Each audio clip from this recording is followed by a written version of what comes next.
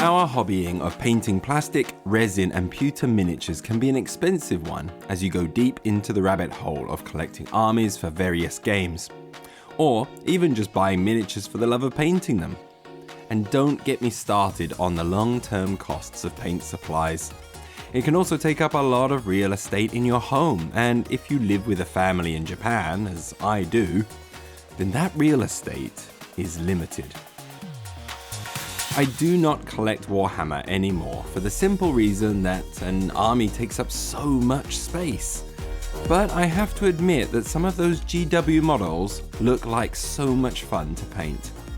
To help me save space and money, I've taken to purchasing miniatures on the second-hand market here in Japan, with the sole purpose of enjoying painting them and selling them on for, hopefully, a little profit.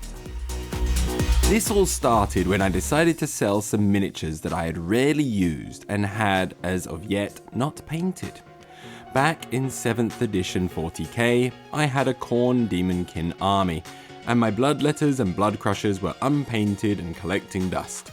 So I decided I was going to sell them. I took this as an opportunity to have a go at painting them up and selling them on the Mercury thrift store site here in Japan. I had originally bought the blood crushers way back when for about 7,000 yen.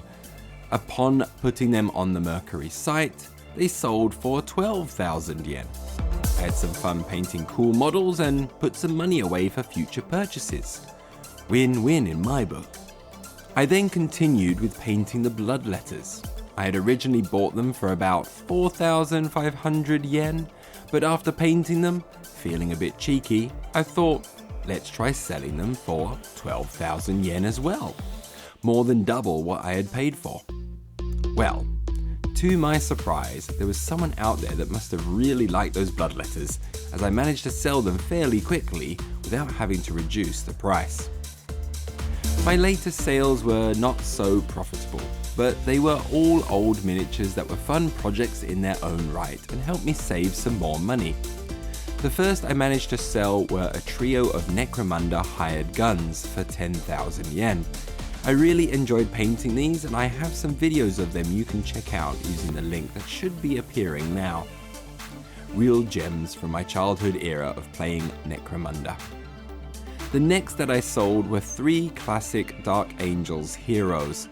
Another fun project where I challenged myself at painting some freehand banners. Altogether, they sold for 10,500 yen. I think they were worth a bit more, but I'm happy if they have gone somewhere where they are appreciated or played with. Finally, I sold a squad of Chaos Raptors for 7,000 yen. This one barely made any profit, but I was happy to clear a bit of space after having enjoyed painting them. I now make a habit to look over what is being sold on the site, and if I see a good deal of something I want to paint, I will attempt to buy it. Well, I managed to request a great price on the Kruleboyz half of Dominion for 9,000 yen. That's about $60 US. I was so excited as I had wanted to paint some greenskins for a long time and try out Marco Frizzone's speed painting technique for them.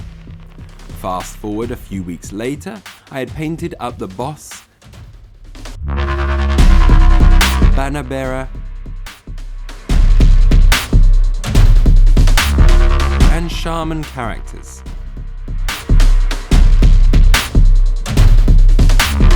The boys with stickers, and the boat boys.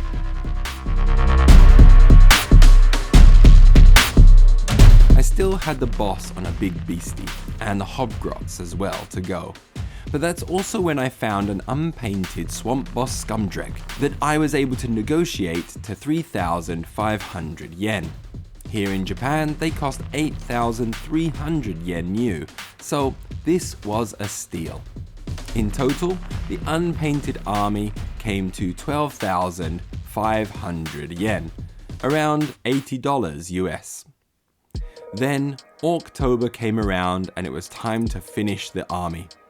I had already painted much of the Orc boss, but there was still work to be done. If you are unfamiliar with Marco Frizzoni's Kruleboyz painting approach, I recommend checking it out as it's a really fun way to approach batch painting armies and great for painting centerpiece models as well. To keep a long story short, I painted all the miniatures with bright colors, made metallics using Vallejo Metal Air mixed with inks, and then gave everything a black or burnt umber oil wash that was later removed from surfaces with a sponge. Where the oil wash is removed, you end up keeping much of the saturation, whilst also creating dark recesses. It's like washing with Nuln oil, but not losing the intensity of the paint underneath.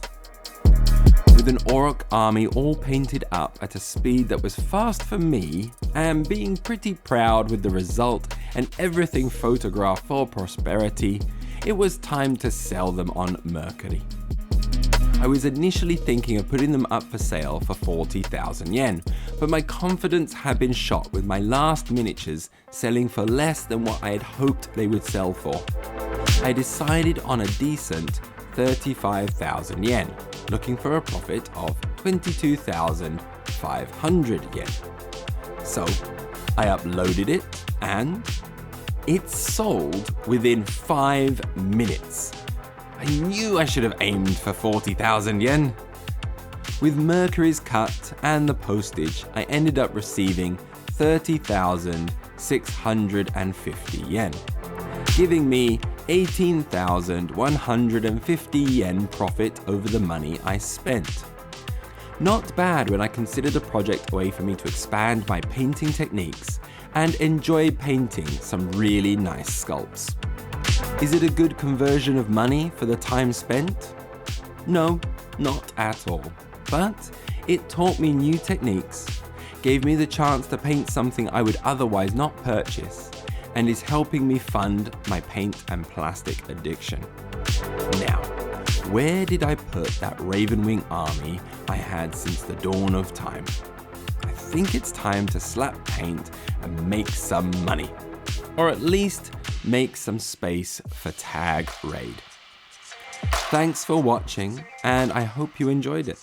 I would really love to reach 1,000 subscribers, so if you are not yet subscribed, I would greatly appreciate it if you would just hit that button.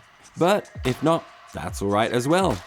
I love reading what you have to say in the comments and hope you come back for my next video. Or, if you like, check out one of the recommendations on the screen right now.